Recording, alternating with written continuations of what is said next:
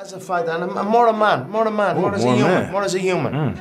You know, I went through some treatment. I've done a lot of self-reflective work on myself. Some therapy. Deep internal work. And it was outside of this bubble that we find ourselves in now when I return to the fight game. You have conquered this sport. You have been at the top. You have made millions inside and out of the octagon. Why return? What is this that is pulling you back into the game? Because most people will say, hey, O'Connor, just relax. Enjoy yourself. Enjoy the fruits of your labor. Yeah, the thing is, my most relaxed state is in there. My most state of freedom is making that walk. The rumors are spreading fast. After 5 years away from the octagon, 5 years of injuries, suspensions, broken promises, and a comeback that got canceled 2 weeks out because of a broken toe, Conor McGregor is facing the biggest test of his return. And the question the entire MMA world is asking right now is the same one it has been asking for 3 years. One, the only, the notorious Conor McGregor! Is he actually going to show up? Because the man they booked him against is not a stepping stone, not a tune-up, not a soft landing after a half-decade away from professional competition. Max Holloway is a former UFC featherweight champion, a man who holds the record for most significant strikes landed in the history of the sport. A man who pointed to the center of the octagon with 1 second on the clock and knocked out Justin Gaethje cold in one of the most replayed finishes the UFC has ever produced. And McGregor has not thrown a punch in a real fight since 2021. The whispers are getting louder. The questions are getting harder to ignore. And what the people close to this situation are saying about the matchup, about the preparation, about the pressure building on a man whose last scheduled comeback was canceled because of a broken toe, is something every MMA fan needs to hear before July 11th arrives. Stay with me, because this story is far more complicated than the promotional machine wants you to believe. First, you have to understand what it actually took to get McGregor back inside the octagon at all, because this is not a straightforward comeback story. This is one of the most complicated returns in the history of professional fighting, and the details matter enormously for what happens on fight night. McGregor has not competed since July 10th, 2021.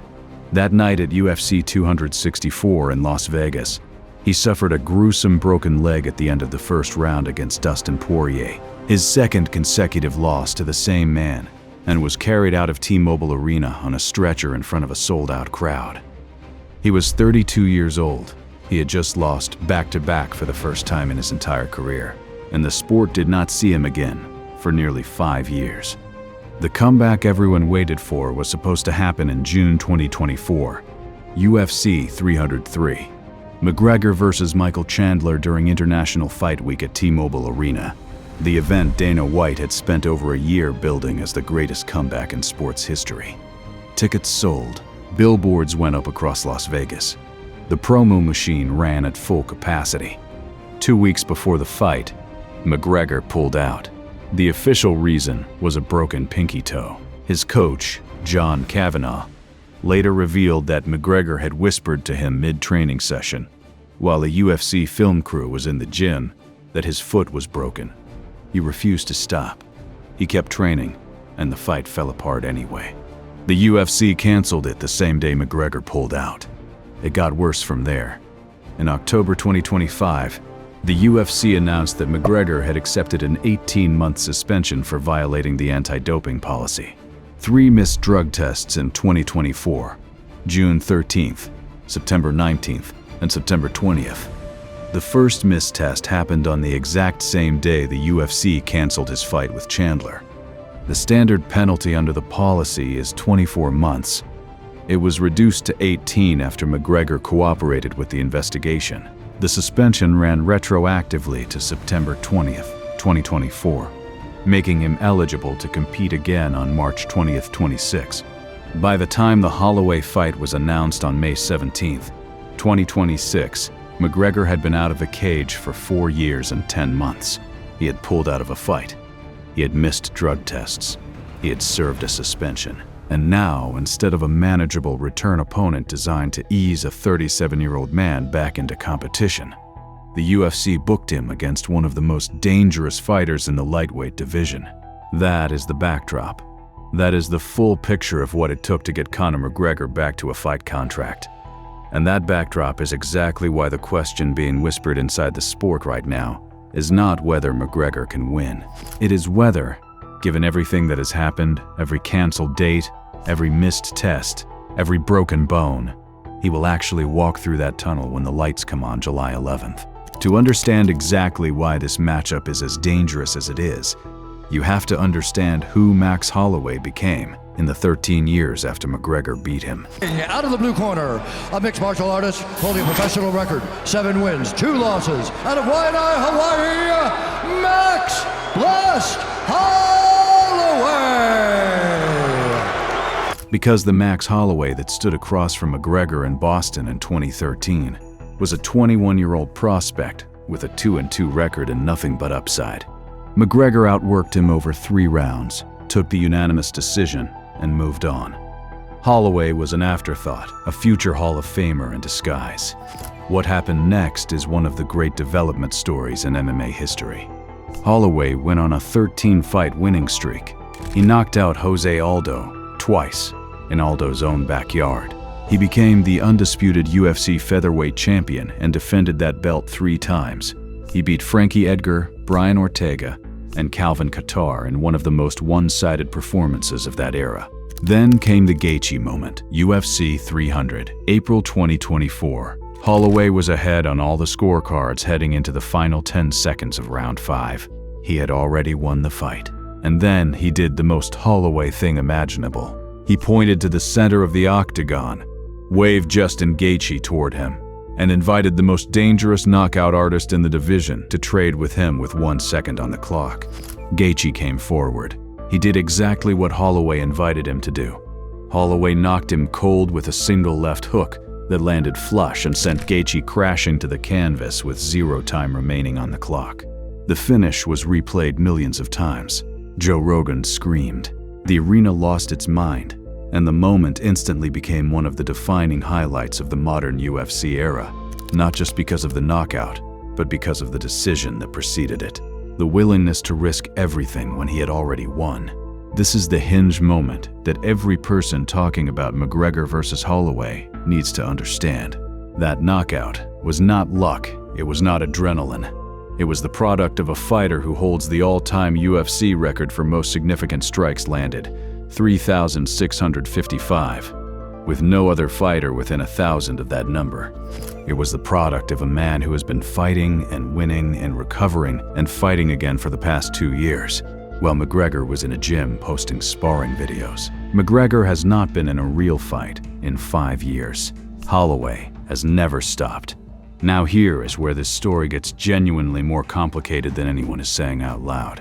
Because Conor McGregor has never in his entire professional career lacked confidence before a fight. That confidence was the engine of everything. The predictions, the call-outs, the Mystic Mac persona that felt genuinely prophetic when he knocked out Jose Aldo in 13 seconds at UFC 194. He did not hedge. He did not cover outcomes. He stated the future and then went in and made it happen. But on June 15th, 2026, in a virtual face-off with Holloway, mediated by Joe Rogan and aired live during UFC Freedom 250, McGregor said something that tells a different story. He said, "No disrespect, Max. You are not going to lay a glove on me. Even if you do, I am going to laugh in your face. It is another world here against me, and it is another world at this weight. I am going to come out of this bout unscathed and in all glory." Read that again. Slowly. He is not going to lay a glove on me. Even if he does, that is not Mystic Mac. That is a man hedging a prediction in the same breath he delivers it. That is a fighter covering both outcomes before the fight starts. And for someone whose entire brand was built on surgical, unqualified prophecy, that even if is the first crack in a foundation that anyone paying close attention should notice. Let that sink in. Conor McGregor, one of the greatest trash talkers in the history of this sport, built in an escape clause before a single punch has been thrown. Holloway did not hedge a single syllable. He said, We talk about ancestors. We talk about warriors. But I am the Hawaiian warrior, brother. I am going to touch your face over and over. Welcome to the Mystic Max era. Welcome back. Return of the Max. A bunch of gloves is going to get laid on that pretty face. Keep it clean for me, brother. That is not trash talk. That is a scouting report delivered with a grin. And then Holloway did something even more revealing. When McGregor interrupted him mid-sentence, Holloway turned to Joe Rogan and reminded him of a detail from 2013 that almost nobody had thought about in years. He pointed out that in their first fight, McGregor had promised to stand and trade with him the whole night, and then got injured during the fight and switched to takedowns 13 years later on live television. With a smile, that one detail is the psychological scoreboard of this entire build-up right there. Now let us stack the evidence so the picture is complete. McGregor did not hold back publicly. Appearing in multiple interviews and social media posts leading into the announcement, he told the world, "I signed Max when I fought him last, and I plan on doing the same again, in more devastating fashion." He called Holloway his child. He brought his entire family to Las Vegas and publicly tied his return to what discipline and dedication can achieve, the kind of language a man uses when he needs to convince himself as much as anyone else.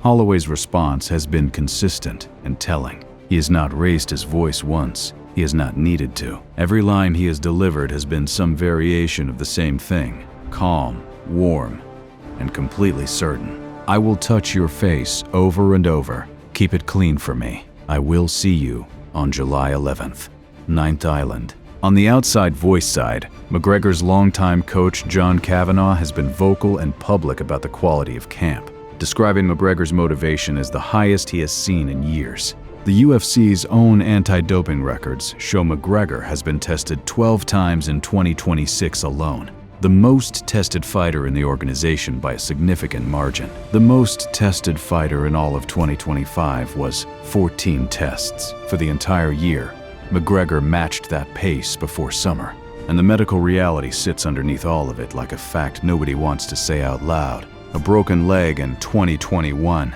a broken pinky toe in 2024, serious enough to cancel the biggest fight of his career. These are the kinds of injuries that accumulate in a body. They leave residue. They change the way a man moves and reacts under pressure. And no amount of sparring footage or anti-doping tests changes the basic medical fact that the human body at 37 years old, after 5 years away from professional competition, does not function the same way it did at 32. Here is what you are actually watching build over the past year. Underneath all of it, the surface story is a legend returning. The biggest star in UFC history, International Fight Week, T-Mobile Arena, Paramount Plus. The narrative the promotional machine has built is clean and powerful and emotionally compelling. The notorious back after 5 years reclaiming everything on the sport's biggest summer stage. But here is what was actually happening underneath that story. The UFC took a 37-year-old man who had not competed in 5 years, who pulled out of his last scheduled return with a broken toe, who missed 3 drug tests and served an 18-month suspension, and booked him against a fighter who has landed 3,655 significant strikes in his career, who knocked out Justin Gaethje with 1 second left on the clock for sport, who was competing professionally just 4 months ago. This is not a comeback fight. This is a statement fight. The UFC is not easing McGregor back in. They are throwing him into the deep end and seeing whether 5 years away from the octagon is something a man can actually overcome, or whether it is the kind of gap that even the most talented, most motivated, most dangerous left hand in the history of the sport cannot bridge. That is not cynicism. That is the honest reading of what is on paper, and it is the reason the whispers have not stopped. So where does Conor McGregor actually go from here? Option 1 is the version that rewrites everything. McGregor shows up in the best shape of his post-injury career. He catches Holloway early, lands the left hand that has ended careers at 145 and 155 pounds, and walks out of T-Mobile Arena as the greatest comeback story in the history of professional fighting. One punch from McGregor is enough. That has always been true, and still is. Option 2 is the version that nobody in his camp is discussing publicly. Holloway walks forward for 5 rounds the way he always does. He touches the face over and over the way he promised he would. He piles up the volume, the damage, the rounds, and by the end of the night, the story is not about a comeback. It is about a confirmation of every concern, every canceled fight, every whispered question that has followed McGregor through the 5 longest years of his career. McGregor ended the virtual face-off with Rogan and Holloway by looking straight into the camera and saying, "McGregor is back, baby. See you on July 11th. God bless." Holloway closed it the way he closes everything. Calm, easy, like a man who already knows exactly what is going to happen. He said, "It is all love always. Conor, I cannot wait, brother. I will see you on July 11th. 9th Island.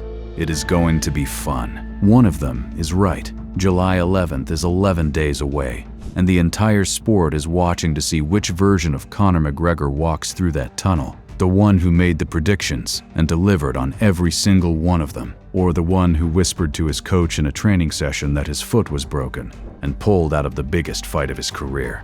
That answer is coming soon, and when it arrives, there will be nowhere left to hide. Which part of this buildup hit you the hardest? A, the fact that McGregor is returning after 5 years away, a broken leg, a canceled fight, and an 18-month doping suspension, directly into one of the most dangerous matchups in the division. B, Holloway bringing up the 2013 detail on live television that McGregor promised to strike and then switched to takedowns when he got hurt 13 years later with a smile in front of Joe Rogan. C, McGregor saying Holloway would not lay a glove on him and then covering himself with, "even if you do," in the same sentence, the first sign of doubt anyone has ever seen from the notorious before a fight. Let us know your thoughts in the comments section. And before you leave, please like this video and subscribe to MMA Rivals so you don't miss the next ones.